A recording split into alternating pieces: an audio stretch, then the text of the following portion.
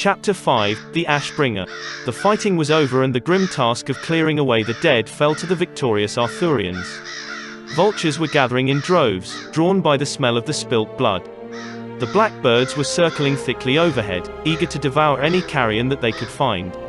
They would, however, be disappointed on this occasion. The birds watched as the Arthurians piled the carcasses of men, camels and horses into a pit. No Arthurians had been killed in the fighting. Then with the help of Amaron and Twisel they burned the remains. A column of billowing black smoke rose high into the air. The scavenging birds screeched and squawked their displeasure at being denied their feast. The Arthurians made a point of searching every corpse before they disposed of it. They rifled through the pockets of dead men and rummaged their saddlebags for anything valuable such as rings or money pouches. The Arthurian warriors were not above looting the dead. They were happy to find these small treasures, but they were chiefly looking for any papers, books, scrolls or other manuscripts that might tell them where the slavers had come from and other important secrets. In the end, the Arthurians found only 3 such literary items. One was a note concerning the recent purchase of a goat. The other was a badly written poem praising the Sultan of Kazmaran. The last was a prayer book for worshipping the jinn. When the Arthurians realized what this last thing was, they threw it into the flames in disgust. Then they stripped the dead slavers of their armor and weaponry before they tossed them naked into the flaming pit. The smell of burning flesh hung thickly in the air. "I hate that smell," coughed Ling Tra as he and Carla heaved the body of a large slaver into the flames. "Well, my little brother, it's either let the fire have them or leave them out to rot under the sun," said Carla. "I know which smell I'd sooner do without." "Agreed. Rot smells worse than burning, but I don't have to like either," grunted Ling Tra as he tossed another body into the pit. Close by Tywin, Emmett and their men were rounding up the animals that the Sand Children had ridden into the battle. "By my count we've won 30 horses, 12 donkeys and a trio mules from them," said Emmett as he leaned on his bloodied lance. "Yes indeed. Not a bad catch," replied Tywin. "We could always use more pack animals. It's a shame that none of their camels survived. They're the best pack beasts for traveling across the desert." At this Emmett smiled wickedly and glanced up at his gore-encrusted spearhead. Flies were buzzing around the leaf-shaped steel blade in thick swarms. Emmett shook the lance to shoo the whirring insects away, but the movement only aggravated him and they buzzed all the more. "Good. Let the humpbacks rot," he said as he looked back at Tywin. "I'd sooner carry my supplies than trust it to one of those things." "You can't still be mad about what happened back then, can you?" asked Tywin. "I am, and I will continue to be for the foreseeable future," grunted Emmett. "My Lord of Stags, you had better leave the foretelling to me," said Strath as he approached the 2 chieftains. "It is my area of expertise after all." Tywin smiled at the chieftain of the tribe of Seers as he halted before him. "I'm curious, Strath. Did you know that this ambush was going to happen, or were you caught off guard like the rest of us?" he asked. "I can honestly say that I was as surprised as you were," answered Strath. "I was expecting a few of them to harass us when we first set out, but I didn't anticipate an entire warband." "So the chieftain of the tribe of Seers can be surprised after all," chuckled Emmett. "I didn't think that was possible." "Don't be ridiculous, Emmett. I might be a seer, but I'm not omniscient, nor do I claim to be," said Strath as he gazed at him with his unseeing eyes. Emmett couldn't help but shudder under the glare of those solid white orbs. "Well, what do you see now?" asked Tywin. "At the moment, nothing at all," replied Strath, "but that is the least of our worries. I've come to inform you that Her Highness is about to speak with the surviving Fairodians.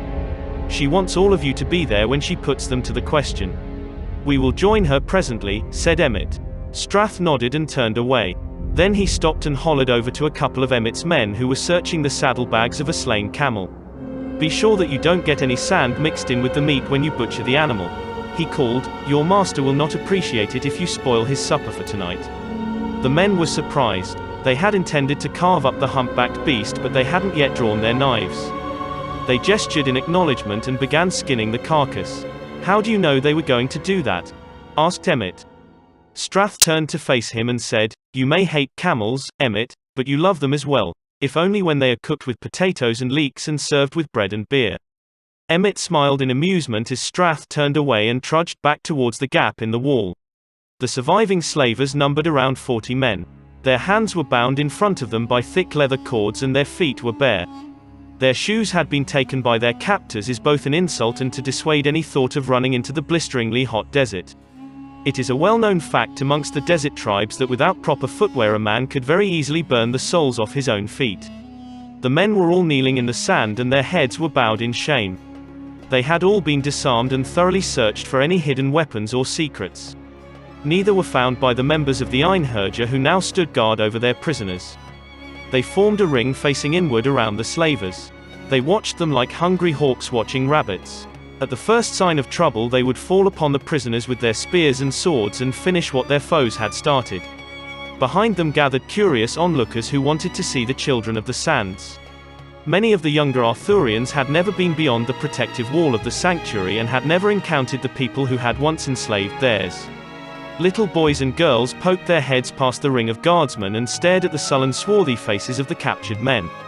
The older Arthurians were curious as well and pressed in close to see the people who had attacked him only an hour before. The slavers burned with shame as they felt the eyes of their captors boring holes into their skulls. Many of the men fought to hold back tears that were welling in their eyes. The shame of it all, to be captured by their wayward slaves and to be gawked at like a creature at a zoo, was more than they could bear. The nobleman dressed in rich red silk was lying in the sand. He was the only high-ranking slaver that had been taken alive. He was still in a daze after being clubbed over the back of the head and his poor skull was still swimming in throbbing pain. He moaned as he lay on his back, gazing up at the clear sky. For a moment he thought that it had all been a bad dream and that he was waking up in bed after sleeping in late. He smiled at the thought of eating his breakfast with his 4 wives and his many children, telling them about his bad dream. They would listen eagerly to his tale and ask him if he had fought well, to which he would reply that he had died fighting, bringing honor to them all. But then his musing was cut short as a mailed fist grabbed him roughly by the collar of his robe and yanked him to his feet. In an instant he was fully awake and aware of his surroundings. His heart sank when he saw that he was truly at the mercy of the Arthurians. "You will not make me beg for my life, you infidels. Kill me and be damned," he growled in defiance. He stood as tall and regally as he could. If he was going to die, then he was going to do so with as much dignity as he could muster. He looked down his nose at the Einherjar who had pulled him to his feet and sneered with contempt. The armor-clad warrior made no reply and gazed silently back at him. "I do not wish your death, Effendi," said a voice, "I merely wish for you to answer my questions." The noble turned to see who had spoken and saw the Einherjar standing aside to allow someone into the ring. Princess Lisa approached the man, flanked on either side by her bodyguards. The nobleman felt shocked and amazed when he saw the Arthurian woman. She was unveiled. Everyone could see her face. Had she no sense of shame or honor? Truly, these Arthurians are a race of barbarians, he thought as he gazed upon Princess Lisa's naked face. In the society of the children of the sands there were only 4 men who were permitted to see the uncovered face of a woman. Those men were her father, her brother, her husband and her son. Her face was forbidden to all other men. For a woman to willingly show her face in public was considered the same as committing adultery and bore the same punishment, death by stoning. Princess Lisa halted and stood before the nobleman. She gazed at him, her kind brown eyes glancing over his dirty and torn robe and the bleeding gash on his brow. Concern came to her face. "Why do you look at me like that?" asked the man. "Has no one tended to your wound?" she said in answer. The man sniffed and shook his head. "Would you permit one of my healers to bandage you?" she asked him. "I need no help or sympathy from you, slave," he spat, glaring back at her with hateful eyes. "Does your wound not hurt you?" asked Lisa, ignoring the insult. "If you will only give me leave I can end your pain. This cut is nothing to the harm you and your ilk have caused me," snarled the man. "2 of my brothers and a cousin are dead out there on the dunes. Killed by your folk, and yet you live," said Lisa. "Does that mean so little to you? Do not think that by sparing me and my surviving men that you will win any love from my people," he growled at her. He turned to face the onlookers and went on speaking. "We children of the desert still remember the Farodin. We are their lawful sons and rightful heirs. We still remember the stories of their once great empire and how you were sold to them as slaves. The Farodin may be dead and gone and their empire fallen into dust, but we still claim our right of inheritance. You were the slaves of our forefathers and by the laws and customs of this land you are still our rightful property." An angry murmur rose up from the Arthurians who were within earshot of the noble. They gazed at him with unfriendly eyes and rested their hands on their sheathed weapons. The nobleman turned back to Lisa and concluded by saying, "You may be free for the moment, but one day you will be put back under our yoke where you belong. I offered you aid and comfort, and in response you slapped my hand away with harsh words and threats," said Lisa in a regretful tone. She closed her eyes and nodded. "So be it," she said as she gazed at her prisoner. "I will not waste any more kindness on one who does not want or understand it. It is you who do not understand kindness, animal." The man sniffed in disdain. "If you had, you would have killed me along with my brothers and cousin and spared me this shame I now suffer at your hands." "Shame of survival?" asked Lisa. "Shame of defeat," the man replied. "To die in defeat is glorious. To be taken as a captive is an insult. You have stolen my honor from me. I will never understand your ways," said Lisa, "nor do I think will you and yours ever understand mine." "Your ways?"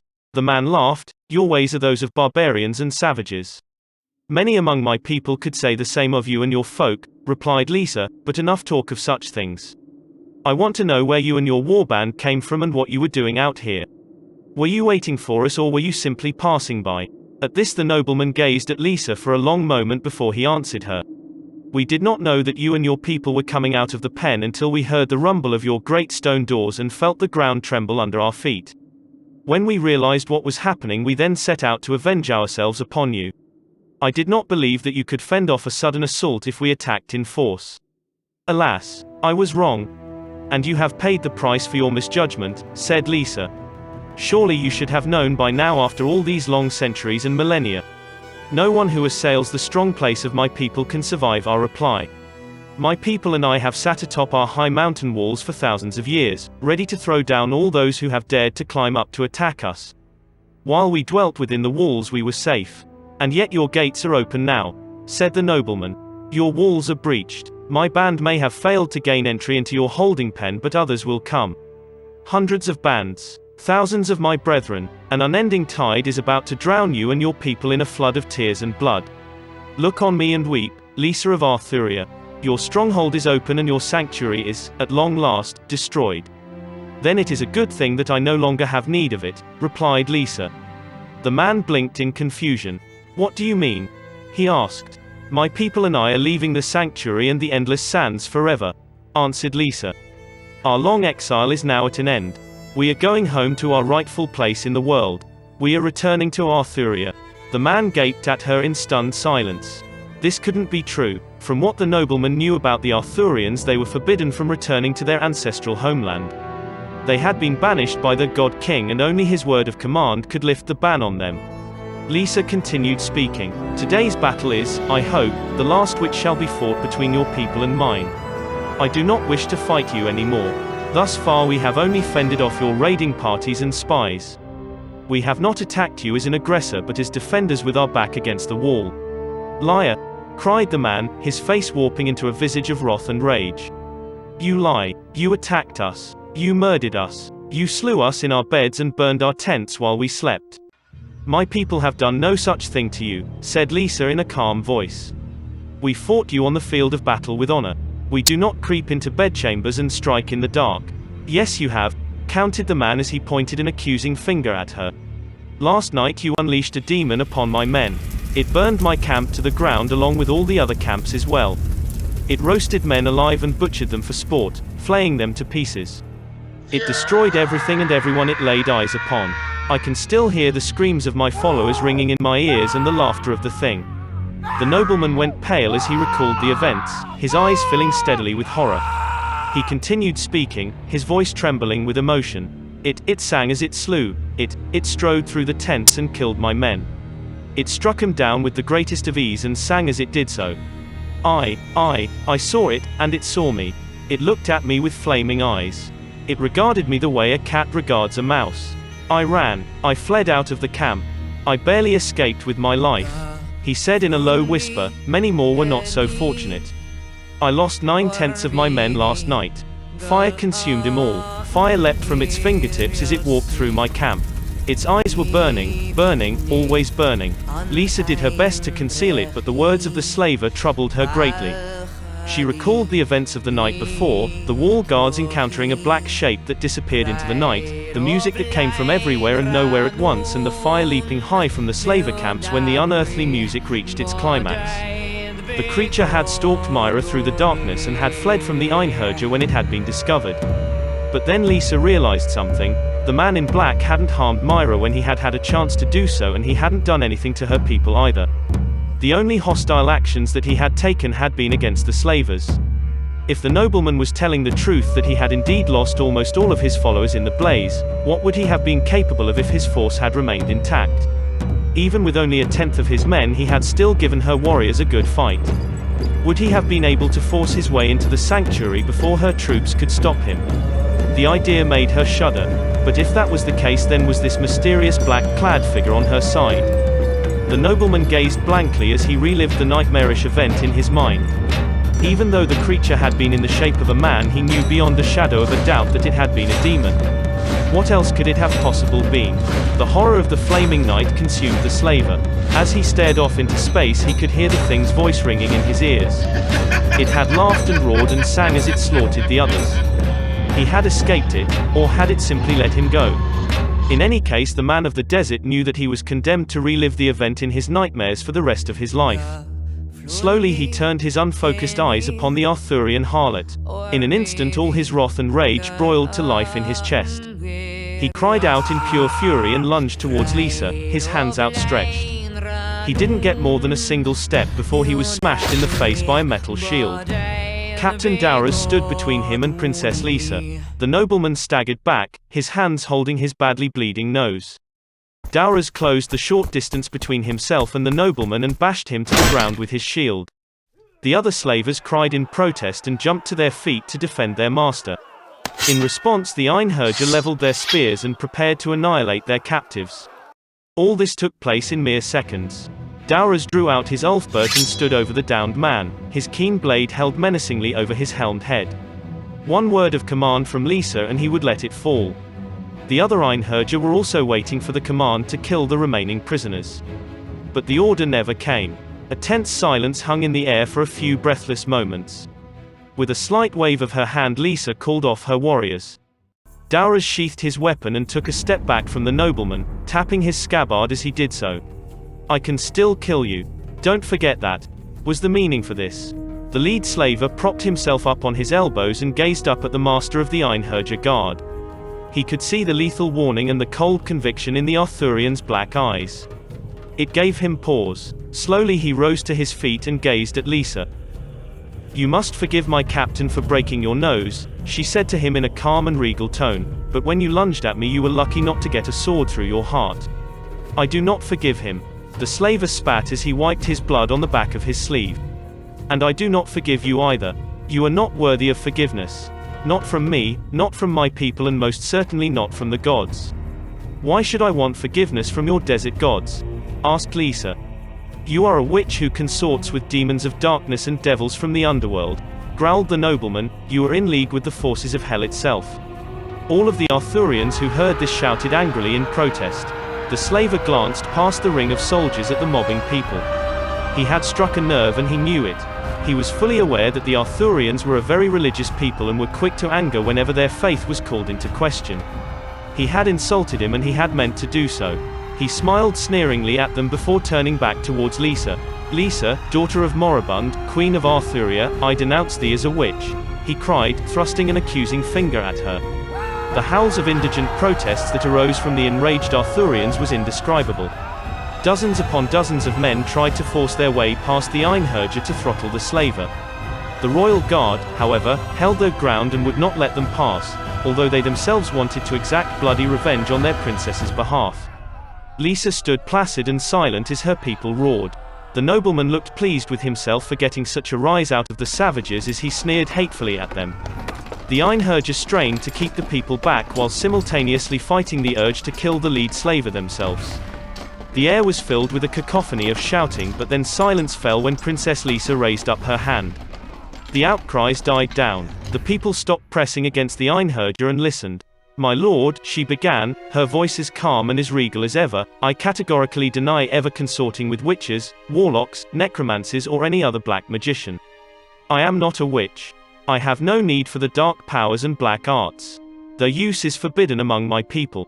If anyone is found practicing it, they are either exiled or imprisoned for life." That is the law of my people, and I am the guardian of the law. As to the creature who assaulted you last night, I can say truthfully that I have no idea as to its origins or its motives. It molested my people as well before it set fire to your encampments. I do not know who or what this creature is. I have no power over it. If it hadn't destroyed your camps, I would be accusing you of setting it loose among my followers. But I know better. You have my condolences for the loss of your kinsfolk and the deaths of your men at the hands of my men, but we were defending ourselves. Nothing more, nothing less. As I have said, we are leaving the sanctuary today and forever and desire nothing but peace between us. Lisa turned and beckoned to her snow-white mare, Snowmere. The horse tossed its long silvery mane and clip-clopped up to her. Lisa stroked the long face with tender fingers and mounted the palfrey. As the lead slaver looked up at her, he was forced to admit that she did indeed look like a queen. When all my people have departed, you will find our foster home to be a green and fertile country, she continued. It has been a land overflowing with milk and honey. I do not deny that there hasn't been bad blood between our two races in the past, but let us look now to the future. Listen to me, O sons and heirs of the Farodin, you are finally free of squabbling over desert shrubs to feed your sheep. There is no longer any need to kill one another over half-dry wells to slake your thirst.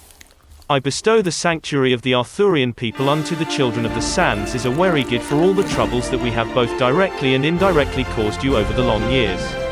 An astonished murmur rose up from the desert nomads as they listened to her speak. Lisa looked directly at their leader and continued by saying, you will be the first of the children of the sands to enter it once we are all gone. You can be the first to claim it in the name of your sultan. Or perhaps you will set yourself up as an upstart king. If you do, then you will rule over the richest country in this whole arid world of yours. Either way, do with it what you will, I relinquish all claim to it. Is this your price for peace? Asked the slaver. You think that you can bribe us by giving us some land that you have squatted on for thousands of years. Land that rightfully belongs to me and my people. You cannot bestow something that already belongs to me. If these mountains and the lands within really did belong to you, why, pray tell, was this region abandoned by your people before we set ourselves up here? Asked Dowras with a condescending scoff. Several Einherjar mumbled and nodded in agreement with their master. Do you honestly believe that all will be forgiven? The slaver continued, ignoring Dowras. My people are scattered, divided and leaderless. We are weak and feeble in comparison to the nations of the world. But we were not always like this. We were strong, united and powerful once upon a time. We were one of the great powers of the world. Lisa raised her hand to silence him. I know what you will say next, she said. I've heard it countless times before. You will say, but then you and your people came and destroyed us. I do not deny that my people were the reason that your old empire fell. I was there. I saw it die with my own eyes. Then you should know that we have never forgiven you. Hissed the slaver. The only thing that unites my people is our hatred for you. I was born to hate you, I was raised to hate you, I live to hate you. I hate you, I hate you, I hate you. As the gods is my witness, I swear that one day my people will wipe your race from the face of the earth. A sad look blemished Lisa's face for an instant as she gazed down at the wretched little man. She had known that it was useless to try and reason with him, but she was earnest in her desire for peace with the children of the sands. She didn't want to fight her way out of the desert. She wanted her people to slip away as quickly and as quietly as possible. But that was only a pipe dream, and she knew it. Her people would be forced to cut their way out if they wanted to get back to their rightful homeland. Many of the sand children would die before that happened, and Lisa knew it. So be it, she said to herself, they bring it upon themselves. She turned to the lead slaver and frowned. Your people are not the first to make such a prediction. Odin, ogres, Jotnar, Sedians, Sulians, Stormlords, goblins, hobgoblins and Farodin. All of these once great nations boasted that they would destroy us. But, where are they now? I will tell you, and take my words to heart, for your doom may be averted if you listen. They are all dead and gone. They shattered themselves upon our shields and impaled themselves upon our spears. All those who have fought against us have died. Will you join them on the funeral pyre, my lord? Will we be forced to burn your body when the final battle is over and done? Will your life be cut short by an Arthurian sword? If you continue on this path of blind hate, then I promise you that the last thing that your eyes will see in this life is the face of my champion as he drives his sword into your heart. Goodbye and good riddance, my lord of the sands. May we never meet again in this life. With that she spurred her horse and trotted away. The lead slaver watched her go with a scowl of indignant contempt. He sneered a curse after her in his native tongue and made a rude gesture with his hands. He turned around and was immediately flattened by a backhanded blow from Dowras. The Einherjar's polished gauntlet rang with the blow.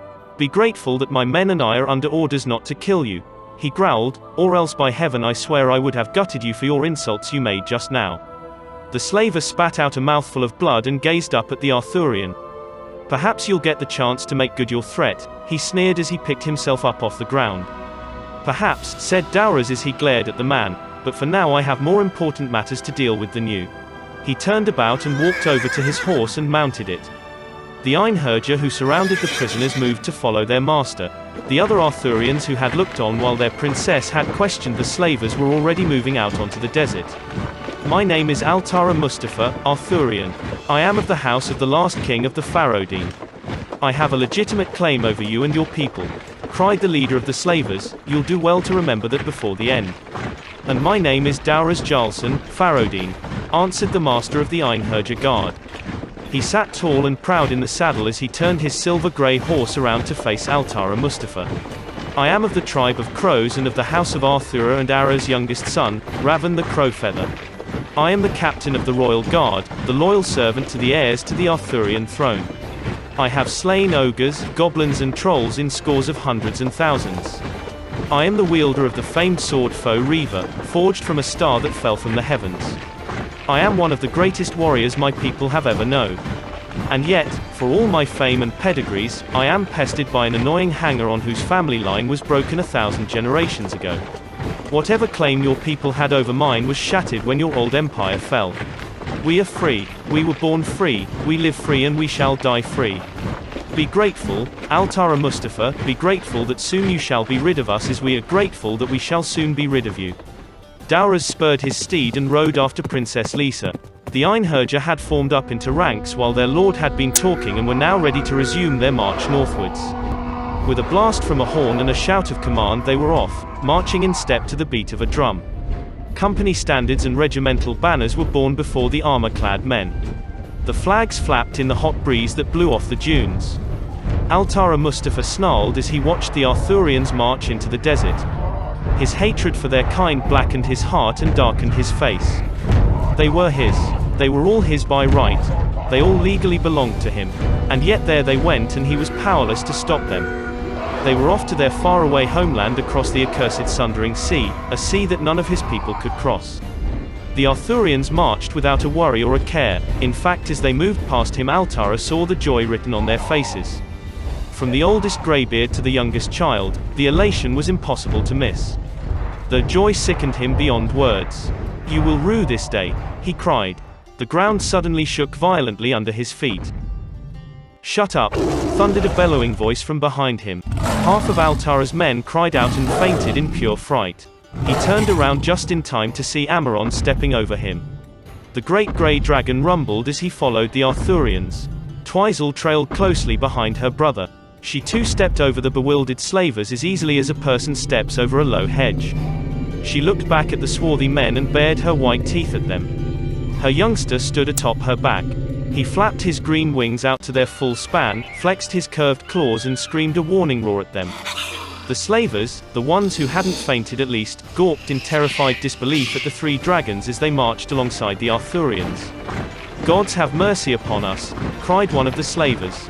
"They'll burn down everything in their way with those things," cried another. "What chance do our people have of recapturing them with those demons on their side?" wept a third. "What do we do now?" asked a fourth. "Where do we go from here?" said a fifth. Altara gulped nervously as he watched the unending Arthurian hordes marching and riding out of the great breach.